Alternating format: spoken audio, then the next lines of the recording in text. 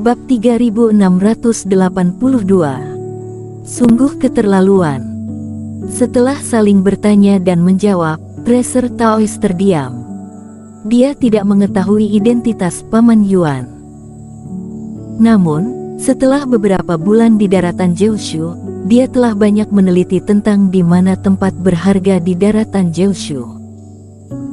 Dia juga mengetahui beberapa hal tentang kolam peri klan kera dan semua yang dikatakan Erik itu benar. Apakah semua yang dikatakan Erik itu benar dan dia sendiri yang terlalu waspada? Tracer, lihatlah aku sekarang. Erik menunjuk diri sendiri dengan ekspresi sedih. Demi menyelamatkanmu, kultivasiku menurun sampai fase transendensi. Tapi, kamu menganiayai aku setelah sadar. Hal ini benar-benar membuat aku sangat sedih. Mohon maaf, teman seiman Qin. Tracer Taois melakukan gerakan gongshu, dia juga merasa bersalah. Meskipun dia selalu merasakan sesuatu yang aneh, tetapi jika benar-benar seperti apa yang dikatakan Erik, dia benar-benar sangat keterlaluan jika masih mewaspadai dan meragukannya. Teman seiman Qin, tampaknya kultivasimu terlalu banyak digunakan, yang menyebabkan serangan balik. Seperti ini saja, aku memiliki sebotol pil dewa zaman kuno yang bagus dan efeknya juga sangat bagus. Ambillah dan pulihkan dirimu dulu. Memikirkan hal ini, Tracer Taois mengeluarkan satu botol obat kuno dari tas penyimpanan. Saat mengeluarkannya, dia berekspresi turut sedih. Ada kejutan bahagia di luar dugaan. Tatapan Erik berkilau. Awalnya, dia hanya ingin menipu sekilas dan merahasiakan kondisi ruang pulau darah yang sangat sulit dijelaskan itu. Tidak disangka, Tracer malah ingin membantunya untuk melarikan diri. Tracer Taois memiliki banyak benda yang berkualitas tinggi. Terkhusus jika benda yang tidak direlakannya, itu pasti merupakan benda yang sangat bagus. Terima kasih banyak, teman seiman. Pihak lain telah memberikannya sendiri dan Erik tentu tidak segan-segan. Selain itu, dia memang membohongi Tracer. Namun, dia juga menyelamatkan nyawa Tracer. Hal ini dapat dianggap sebagai bohongan dengan niat baik. Apa yang harus kita lakukan sekarang? Saat merasakan pagar besi di sekitarnya dan berbagai macam larangan yang bersembunyi di kehampaan, Tracer Taois berkata sambil mengerutkan kening. Tidak ada cara lain, hanya bisa menunggu. Sebelumnya, kami mengacaukan kolam peri.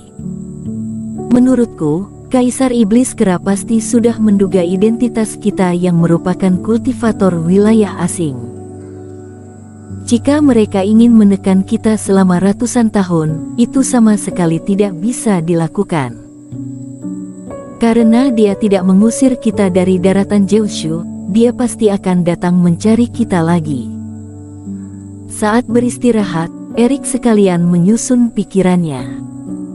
Dengan kekuatan 3 penurunan fase penilaian, Kaisar Iblis Kera sepertinya sudah mengetahui identitas Erik saat muncul. Awalnya, dia pasti ingin langsung mengusir Erik. Jika tidak, dia tidak akan mengatakan bahwa kultivasi Erik akan dihilangkan dan anggota badannya akan dipotong, tetapi langsung mengambil aksi. Hanya karena dirinya memiliki kemampuan untuk melarikan diri dari dunia ini, Kaisar Iblis Kera tidak ingin kehilangan wajah dan ia meminta bawahannya untuk mengambil tindakan. Namun, Erik kemudian mengeluarkan token 3 daratan, yang mengubah pandangan pihak lain. Lalu, ia dipenjarakan. Semua ucapan ini dikatakan untuk didengar oleh kultivator klan iblis. Bagaimanapun, dia telah membuat masalah yang begitu besar dan ia harus berakting menutupi hal ini. Sebelumnya kamu mengatakan bahwa sudah berlalu 2-3 hari lagi. Kalau begitu, bukankah kamu akan terlambat mengikuti rapat terbesar? Tanya Tracer Taois dengan cemas. Awalnya, Erik ingin mencari benda berharga, tetapi tidak menemukannya. Sekarang, dia bahkan dikurung di penjara. Jika ia melewatkan rapat terbesar, ia akan kehilangan sebuah kesempatan besar untuk memperoleh benda berharga. Erik menggelengkan kepala, dia bahkan lebih ingin keluar daripada Treasure Toys. Namun situasi saat ini, dia hanya bisa menunggu dengan sabar dan tidak memiliki cara lain. Efek pil mujarab Treasure Toys cukup bagus. Setelah mengonsumsinya, Erik dengan jelas merasakan kecepatan pemulihan tubuhnya menjadi semakin cepat. Meridian dan urat nadinya yang terluka parah itu bagaikan disembuhkan oleh sentuhan yang lembut, yang membuat peredaran Reiki menjadi jauh lebih lancar. Setelah ragu-ragu sejenak, Erik tidak menelan semuanya, melainkan menyisakan sebutir pil mujarab di tangannya. Setelah keluar, dia mungkin bisa meniru cara pembuatannya dengan menghancurkan pil dewa. Setelah menelan pil dewa, Erik segera meminum bir naga spiritual. Benda ini juga memiliki efek pemulihan yang sangat bagus terhadap serangan balik ilmu tiada dua tubuh Taois. Sayangnya, sekarang masih belum memiliki kesempatan untuk memurnikan formula bir spiritual ini. Jika tidak, efeknya akan lebih baik. Waktu berjalan dengan cepat, Erik juga malas berbicara dengan para tahanan di sekitar itu. Oleh karena itu, dia terus-menerus mengaktifkan formasi kabut putih. Setelah 2 jam berlalu, suara langkah kaki berbunyi di penjara. "Ampun, Pangeran Pertama. Aku tidak akan mengulanginya lagi, mohon lepaskan aku. Aku dianiaya, Sang Pangeran, aku menuntut pengadilan ulang." Sebelum Pangeran Pertama tiba, semua penjara tahanan mengeluarkan suara teriakan dan tangisan yang tragis. "Diam! Siapa dari kalian para pelanggar berulang ini yang tidak melakukan kejahatan keji? Bukti tersedia dan juga pasti. Berdiamlah di sini dengan patuh, mungkin suatu hari nanti kalian akan dimaafkan. Jika masih berani berdebat dan melawan, kalian akan dipenjarakan sampai mati." Namun, suara teguran yang sangat tegas itu terdengar. Begitu suara tersebut terdengar, para pelaku kejahatan itu tidak lagi berani berbicara sembarangan. Suara langkah kaki tersebut tiba-tiba berhenti saat tiba di depan pintu penjara tempat Erik berada. Kabut putih di depan mata Erik seketika menghilang dan seorang pria paruh-baya dengan wajah dingin muncul di luar penjara. Saat melihat menghilangnya iblis Fu dan bertambahnya seorang manusia, Pangeran Pertama juga tidak berekspresi dan terus menatap Erik. "Ayo, pergi denganku. Ayah memutuskan untuk memberi kesempatan hidup kepadamu. Tapi, apakah kamu bisa memanfaatkannya atau tidak, itu tergantung pada kemampuanmu." "Apa yang terjadi di klan kera?" Erik mengangkat alis. Tidak disangka, Kaisar Iblis Kera akan begitu cepat datang mencarinya. Dalam lambaian tangan, penjara di depan Erik terbuka dan Pangeran Pertama tampaknya sangat terburu-buru. Dia memasuki penjara, lalu mengulurkan tangan dan menyentuh tanah. Segera setelah itu, seberkas cahaya memancar di dalam penjara tersebut. Pada saat yang sama, ketiga orang itu diteleportasi. Sebelumnya, Erik juga menyadari hal ini. Penjara klan kera dirancang dengan sangat canggih, seluruh penjara tidak memiliki jalan keluar. Satu-satunya cara untuk keluar adalah dengan mengandalkan formasi teleportasi di bawah penjara tersebut.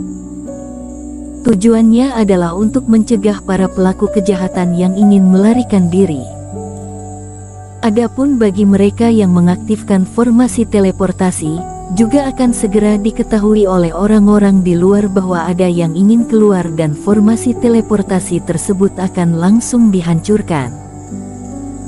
Dengan demikian, pelaku kejahatan tersebut akan langsung diremukkan sampai mati di jalur kehampaan. Setelah meninggalkan penjara, ketiga orang itu menaiki sebuah kapal spiritual dan segera bergegas menuju istana. Ibu kota klan kera tidak mengizinkan penerbangan, tetapi Kaisar Kera memiliki identitas khusus, tentu saja berbeda dengan kultivator biasa. Sebelumnya, pangeran pertama sama sekali tidak berbicara. Saat berada di perahu roh, pangeran pertama kemudian melihat Erik beberapa kali. Paman Yuan mengatakan bahwa kamu adalah seorang master obat manusia yang sangat bagus. Seberapa banyak pemahamanmu terhadap pengobatan bagi kultivator klan iblis? Meskipun klan iblis berbeda dengan manusia, semuanya tetap adalah roh spiritual, tidak ada bedanya, ujar Erik dengan tenang. Pada saat ini, meskipun dia tidak yakin, dia juga harus menunjukkan padanya bahwa dia sangat percaya pada diri sendiri.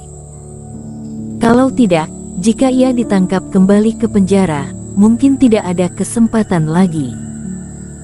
Siapa yang sakit? Apakah itu Putri Xaviera?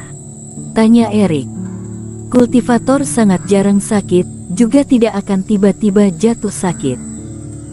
Yang Erik ketahui hanyalah Putri Xaviera memiliki masalah fisik. Setelah mendengar penjelasan tentang hal ini dari Iblis Fu, Erik juga merasa sangat aneh. Padahal, dia memberikan pil mujarab yang tidak beracun untuk dikonsumsi Putri Xaviera. Mengapa dia bisa jatuh sakit ketika pulang dan bahkan pingsan? Bersambung.